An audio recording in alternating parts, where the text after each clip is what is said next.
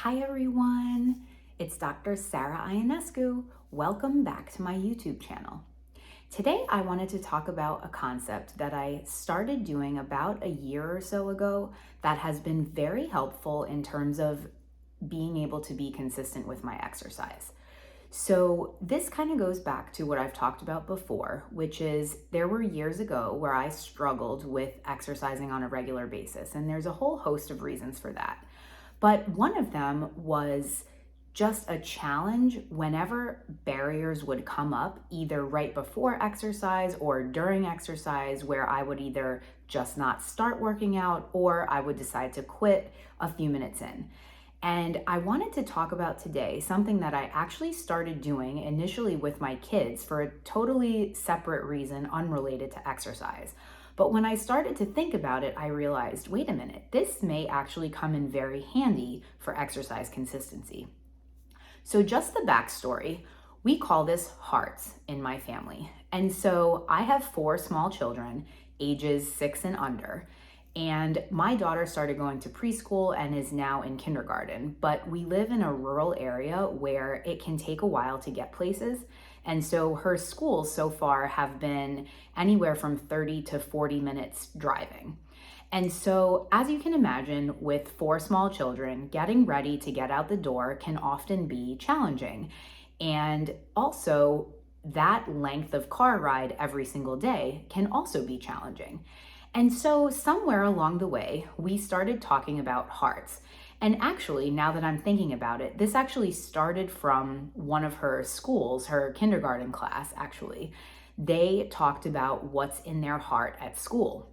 And so they were learning about, if in my heart is I'm bad at math, then you're probably going to be bad at math. But if in your heart is I'm good at math, I'm smart, then that is your outcome. And so they were linking your thinking to the outcome. And so she had talked about this in the car one day, and I said, hey, why don't we go ahead and do that on the drive to school? And so we all took a turn, well, the kids that can talk, and we said, okay, here's what's going to be in my heart for today.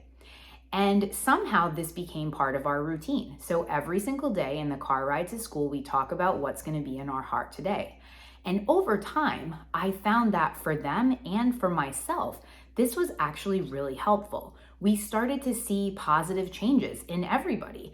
And in those hard moments at home, I would find the older kids would say, hey, Mom, remember what you said was in your heart for today? You said a calm voice, because we're always working on minimizing yelling and that sort of thing. And they were helpful and accountable for me, and vice versa. They were open to receiving feedback when I said, hey, this is what you talked about this morning. Let's work on that. And it just became this family routine. And so when I saw the benefit we were getting with that, I thought, wow, I want to incorporate this into my exercise, because I think thinking about what's in my heart when it comes to exercising may be helpful in terms of consistency. So I have 6 examples of things that I think about sometimes that are in my heart. And these are examples, and sometimes I have less and sometimes I have none. It just depends on the day. But I think everybody could sit down and think of some of these things that can help power you through your exercise and help you with your consistency and help you achieve the goals you have set for yourself. So number 1 for me is always remembering my why. And your why is individual to you. It may be something like you're recovering from an injury, or you want to increase your cardiovascular health, or you want to be able to play with your kids outside, whatever it might be. That why is so important. And so on a day where I'm just, I don't feel like getting out there, I'm not motivated, oftentimes that's the first thing I go to, because putting that why at the forefront of my brain can really help me get motivated to get out there and do whatever workout I had planned. Number 2 is bravery. And this comes in handy when I know I have set myself up for a really challenging workout. And challenging workouts are so important. So are recovery days. But challenging workouts will help you get to the next level. They'll help you get to those goals. But sometimes, especially if you have a stretch goal, those workouts might actually be scary. Of course, if anything is ever painful, you stop. But discomfort can often mean that you're getting to the next level. But it's scary. And so that's where I stop and think, okay, I am brave. I have bravery in my heart going into this workout and I can do it. And just taking a few seconds to think that thought or even say it out loud to yourself in the mirror can change your entire mindset and help you power through that workout. Number 3 is patience. Patience is another thing that I often struggle with, admittedly, and it can be challenging when you're working out on a regular basis and you're not seeing immediate results. It's easy to throw in the towel and say, I want to lose 10 pounds, and you've only lost 1 and you just get frustrated. This is where patience is huge. Just taking a breath, putting one foot in front of the other every day, and focusing on the next step. That patience that you're having with that workout will help you be consistent. Just remembering it's okay. I'm here for the exercise. I'm here for the mental health and physical health benefits. And it's okay. There are days where you'll feel more patient or less patient, and just keeping that in your heart ahead of time can be really helpful. Number 4 is presence in the moment. And this is something that I think about on a day where I'm already feeling distracted. There's a lot of stressors. There may be anxiety or a lot of appointments or temper tantrums or, whatever it is. Everybody has life and there's lots of things that come up. So I find if I am taking the time to exercise, being present in that moment and focusing on what is happening at that moment can make the exercise more effective, and it can help me later on throughout the day. And I think this is so important to practice both within exercise, but also other places, so that you can create those memories in those moments instead of living in the past or living in the future. This presence in the moment can really help you also with consistency, because you're taking the time to notice how you're feeling during the exercise instead of thinking about all the other worries you have for the day. Another thing that I have in my heart often before exercise is gratitude. And this is going back to the motivation piece, but I oftentimes find that you get into those modes of, I just don't feel like doing it. I don't want to get out there. It takes so much time, blah, blah, blah, whatever mental drama you have going on surrounding it that day. So by gratitude, I incorporate a statement to myself. So instead of saying, I have to exercise today, I say, I get to exercise today. And this is huge.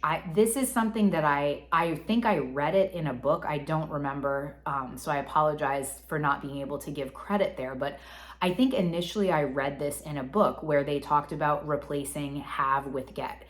And just doing this can change your whole mindset, because that one little word shift, if you just think about it, it opens up a whole world of possibility for you. And, this is something that I do with exercise, but I also do it with other day-to-day activities that might feel, you're kind of dragging your feet. They feel like drudgery, that sort of thing. So, example might be cooking dinner.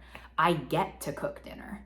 Just that one little shift, you'll see it'll open everything up for you. So this is something that I would definitely recommend trying. And again, it's not that you have to be thinking about or doing these things every single day, every time you exercise, but depending on what the barrier might be that day, you can incorporate, 1 or 2 or all of these depending on the situation. The last one that I have in my heart, or the last example that I have to give today in terms of what I keep in my heart before exercise, is grace. And so this is to give myself or to give yourself grace. And this is one that really rings true for me and has been, quite honestly, very challenging for me to incorporate over the years. I was an athlete growing up. I'm a physician now, so I went through college and medical school and training and worked for a while. And so throughout this whole path, it was just go, go, go. There wasn't a lot of take a breath, it's okay, give yourself grace for those moments where you didn't have a chance to exercise, or something happened and you couldn't do the workout that you wanted to do, or it's okay if you can't do it all every single day exactly perfectly how you want to, right? It's progress, not perfection. And so In the last few years, I've really worked on embracing giving myself grace. And I will say, this does not happen overnight. If this is not something you've been doing with yourself, be patient and be kind to yourself, because it is a process.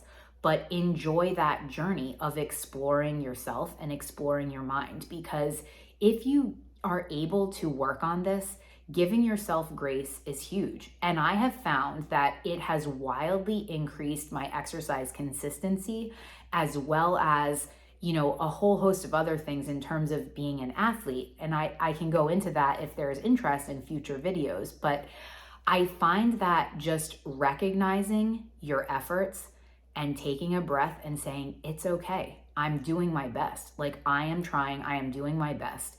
It lets you realize whatever you're doing is what you can do right now, and you can slowly work on improving, and that's okay. So if you have a set workout planned and you can't do it and you have to go to your backup, that's okay. You still showed up for your backup. It's those type of thoughts that can be really helpful in terms of consistency, in terms of how you feel about yourself, and just feeling proud of what you're doing. So just to go back, the examples that I gave today of things that I keep in my heart before exercise are why I choose to exercise, what my why is: bravery, patience, presence in the moment, gratitude, and giving myself grace. So if you like this type of content, if you want to see and hear more of what I'm about and what I have to say, you can definitely subscribe here for more. I also have a website, which is drsaraionescu.com. That's DRSARAIONESCU.com, where you can sign up for my free newsletter, which would just be an email version of this type of exercise motivation, exercise tips type of content. So what would it take for you to take the time to think about what's in your heart for exercise? And where could that take you? Imagine where you could go if you were able to create some of these things that help you overcome barriers to your consistency. Follow for more. Bye, everyone.